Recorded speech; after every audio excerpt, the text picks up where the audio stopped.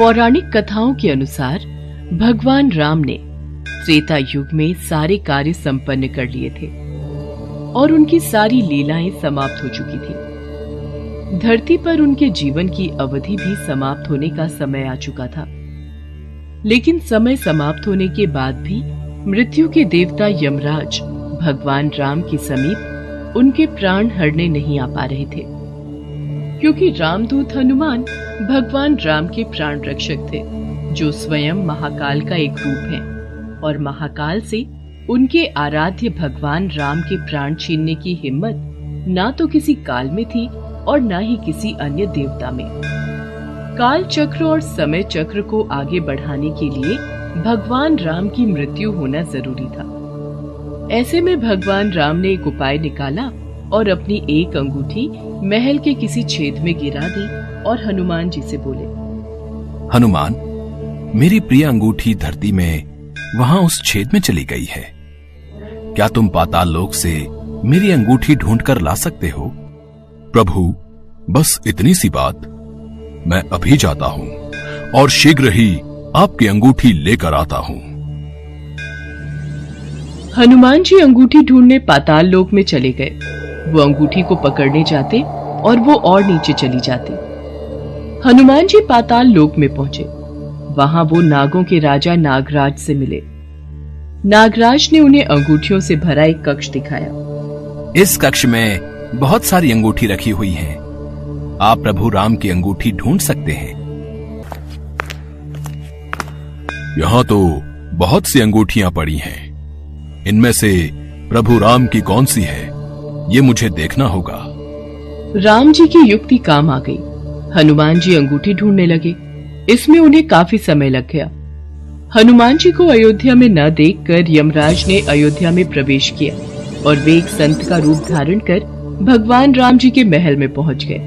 तब संत के भेष में यमराज भगवान राम से मिले और भगवान राम से बोले, प्रभु, आपको मुझे वचन देना होगा कि हम दोनों की बातों को गुप्त रखा जाए और जो कोई भी हमारी बातों को सुने उसे मृत्यु दंड दिया जाए।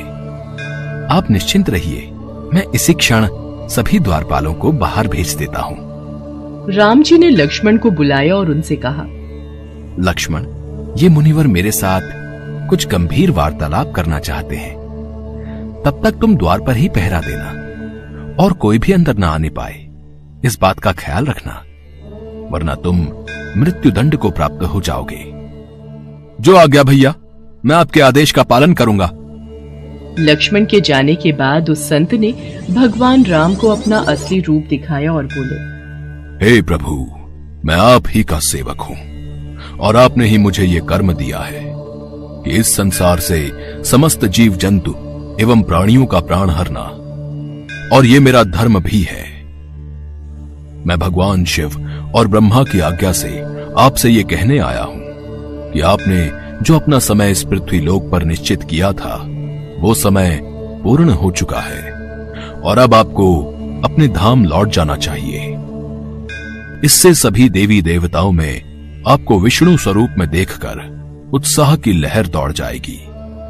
इस पर भी हे प्रभु, आपको कुछ और समय इस पृथ्वी लोक पर बिताना है तो आप रह सकते हैं। भगवान राम तो अंतर्यामी है। वो यमराज की बातों को सुनकर मंद मंद मुस्कुरा रहे थे।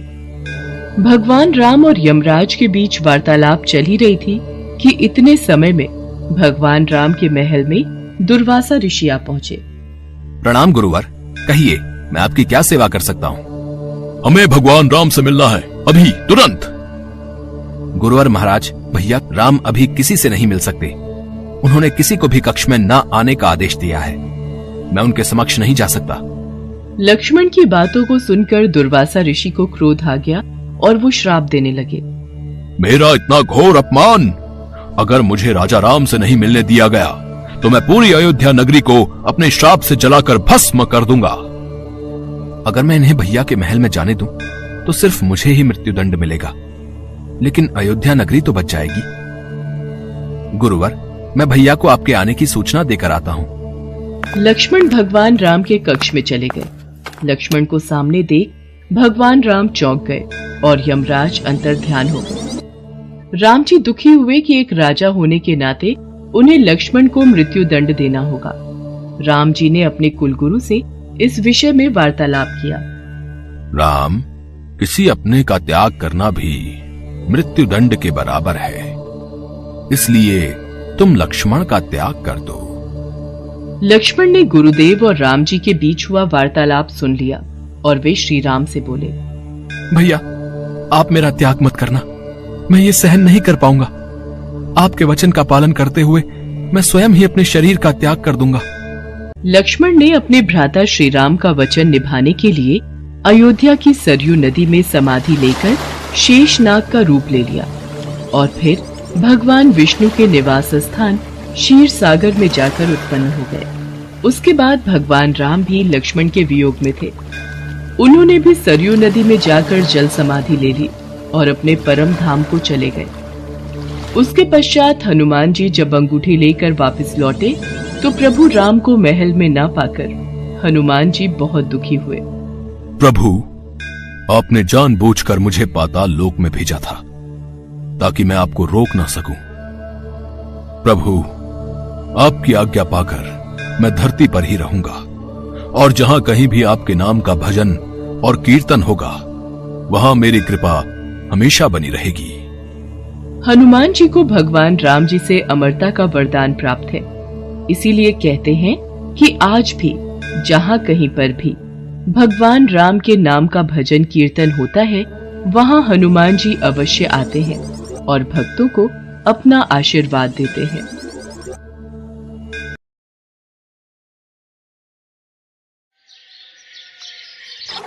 एक बार भगवान विष्णु क्षीर सागर में शेषनाग पर विश्राम कर रहे थे। देवी लक्ष्मी उनके सम्मुख ही विराजमान थी। तभी ब्रह्मा जी के साथ अन्य देवता उनके समक्ष पधारे। जय ब्रह्मदेव, हे सच्चिदानंद, हे सृष्टि पालक। पापी रावण से पीड़ित होकर ये पृथ्वी, ऋषि, मुनि, देवता, गंधर्व सब आपकी शरण में आए हैं। इनकी रक्षा कीजिए भगवान। रक्षा कीजिए प्रभु, हमारी रक्षा कीजिए। रक्षा कीजिए प्रभु, हमारी रक्षा कीजिए। पृथ्वी पर सत्य का नाश हो रहा है प्रभु। पृथ्वी पर पाप की शक्तियां बढ़ रही हैं। लंका के राजा रावण ने तीनों लोकों में आतंक फैलाया हुआ है। देव, दानव, मनुष्य कोई उस पापी रावण के सामने टिक नहीं पाता, क्योंकि स्वयं ब्रह्मा और महादेव ने रावण को वरदान दिया है कि रावण की मृत्यु देव, दानव, नाग, किन्नर किसी के हाथों नहीं हो सकती। प्रभु, आपकी सृष्टि का भार उठाना मेरा परम धर्म है, पर जब पृथ्वी पर धर्म की जगह अधर्म अपना स्थान बनाने लगे तो मैं भी डोलने लगती हूँ। मैं अधर्म का भार कैसे संभालूं प्रभु? पाप की अग्नि से मैं जलने लगी हूँ। प्रभु, मेरी रक्षा कीजिए। पृथ्वी त्राहि त्राहि कर रही है प्रभु। जब अभिमानी रावण चलता है तो ऐसा लगता है मानो अपने पांव तले पृथ्वी को कुचल देगा। पृथ्वीवासी घबरा रहे हैं प्रभु। समस्त ऋषि मुनि भी रावण के आतंक से परेशान हैं। अबलाओं और मानवता की लाज बचाने वाला पृथ्वी पर कोई नहीं प्रभु। यदि कोई सत्य और धर्म की राह पर चलने के लिए सोचता है तो वह मनुष्य जीवित नहीं रहता। हर प्राणी को पाप के रास्ते पर चलने के लिए विवश किया जा रहा है। जब पाप की शक्ति बढ़ जाए तो पुण्य की शक्ति का जन्म होना आवश्यक है प्रभु। आपके कथन अनुसार जो व्यक्ति परिश्रम, पूजा, पाठ और अच्छे कर्म करेगा उसको आपका आशीर्वाद अवश्य प्राप्त होगा। इसलिए प्राणियों की रक्षा करना आपका कर्तव्य है प्रभु। इक्ष्वाकु वंश के तेजस्वी राजा दशरथ अयोध्या के राजा थे। उनकी 3 पत्नियां कौशल्या, कैकेयी और सुमित्रा थीं। राजा दशरथ के पास धन, वैभव, शौर्य की कोई कमी नहीं थी। उनकी प्रजा भी सभी प्रकार से सुखी थी, पर चिंता का एक कारण यही था कि राजा दशरथ के कोई संतान नहीं थी। वो संतान प्राप्ति की इच्छा से सदैव चिंतित रहते थे। एक बार महाराज दशरथ, आज सूर्य देवता उत्तरायण में प्रवेश कर रहे हैं। इस शुभ मुहूर्त में अपने कुल देवता से जो भी मांगोगे वो इच्छा पूर्ण होगी। गुरुदेव, आपकी कृपा से हमारे पास धन, वैभव, शौर्य की कोई कमी नहीं है। बस हमें दुख इस बात का है कि हमारे कोई संतान नहीं है। मुझे तो भय है कि कहीं सूर्य वंश का सूर्य दशरथ के साथ ही समाप्त न हो जाए। आप निराश मत होइए राजन। भगवान सूर्य आपकी मनोकामना अवश्य पूरी करेंगे, परंतु उसके लिए पुत्र कामेष्ठी यज्ञ करना होगा। तो फिर गुरुदेव उसमें देरी क्यों? आप यज्ञ का आयोजन कीजिए। देवी कौशल्या, ये यज्ञ मैं नहीं कर सकता। वेदों के ज्ञाता ऋषि श्रृंग मुनि इस यज्ञ को करवा सकते हैं, वो इसमें अधिक निपुण हैं। तो फिर उनको बुलाइए गुरुदेव और यज्ञ का अनुष्ठान कीजिए। देवी कैकेयी, उसके लिए महाराज दशरथ को स्वयं उनके पास जाना होगा और यज्ञ करने के लिए प्रार्थना करनी होगी। ऋषि वशिष्ठ, मैं आज ही ऋषि शुंग मुनि के आश्रम में जाऊंगा और उनसे विनती करूंगा कि वो मेरी प्रार्थना स्वीकार करें। उसके पश्चात राजा दशरथ नंगे पांव चलकर ऋषि श्रृंग मुनि के आश्रम में पहुँचे और उनसे भव्य यज्ञ कराने की प्रार्थना की। राजा दशरथ की आंखों से आंसुओं की धारा बहने लगी। उनकी प्रार्थना सुनकर ऋषि श्रृंग मुनि ने यज्ञ का आयोजन प्रारंभ किया। यज्ञ शुरू करने के साथ ही राजा दशरथ ने अपनी चतुरंगिनी सेना के साथ श्याम कर्ण नाम का घोड़ा छोड़ दिया। इसके बाद उनका यज्ञ शुरू हुआ। इस यज्ञ में ऋषि श्रृंग मुनि के साथ साथ सभी ऋषि मुनि, तपस्वी, विद्वान, मित्र, राजा महाराजा और उनके गुरु वशिष्ठ भी शामिल हुए। इन सभी लोगों की उपस्थिति में यज्ञ का आरंभ हुआ। मंत्रोच्चार से चारों दिशाएं गूंज उठी और यज्ञ की आहुति से सभी दिशाएं महक उठी और हवन कुंड की अग्नि में से अग्निदेव प्रकट हुए। उनके हाथ में खीर का पात्र था। राजन, ये खीर का पात्र लो और इस खीर को अपनी तीनों रानियों में बांट दो। जिस इच्छा से तुमने इस यज्ञ का आयोजन किया है, तुम्हारी वो इच्छा पूर्ण होगी। धन्यवाद अग्निदेव, आपने मेरी सारी चिंताएं दूर कर दी। आपकी जय हो अग्निदेव। यज्ञ के समाप्त होने के बाद महाराज दशरथ ने अपने सभी अतिथियों, ऋषि मुनियों, ब्राह्मणों आदि को दान देकर सकुशल विदा किया। कौशल्या, ये खीर का पहला भाग मैं तुम्हें देता हूँ, इसे ग्रहण करो। कैकेयी, ये खीर का दूसरा भाग हम तुम्हें देते हैं। ये लो सुमित्रा, खीर का तीसरा भाग तुम खाओ। सुमित्रा, तुम सबसे छोटी हो, इसलिए पहले मेरी इस खीर का थोड़ा हिस्सा तुम खाओ। आपने सही कहा दीदी, फिर तो मेरी खीर का भी कुछ भाग मैं सुमित्रा को देती हूँ। कौशल्या और कैकेयी अपनी खीर में से एक एक निवाला सुमित्रा को खिला देती हैं। इस प्रकार सुमित्रा खीर का एक भाग नहीं, 2 भाग ग्रहण करती है। यज्ञ के प्रभाव से राजा दशरथ की तीनों पत्नियां गर्भवती हो गईं और चैत्र मास के शुक्ल पक्ष की नवमी तिथि को पुनर्वसु नक्षत्र में राजा दशरथ की सबसे बड़ी रानी कौशल्या ने शिशु को जन्म दिया।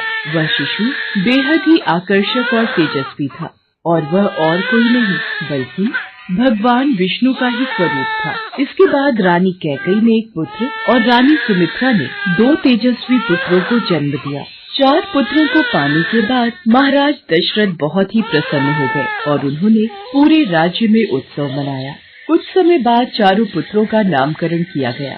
महर्षि वशिष्ठ ने दशरथ जी के बड़े पुत्र का नाम राम, दूसरे का भरत, तीसरे का लक्ष्मण और सबसे छोटे पुत्र का नाम शत्रुघ्न रखा।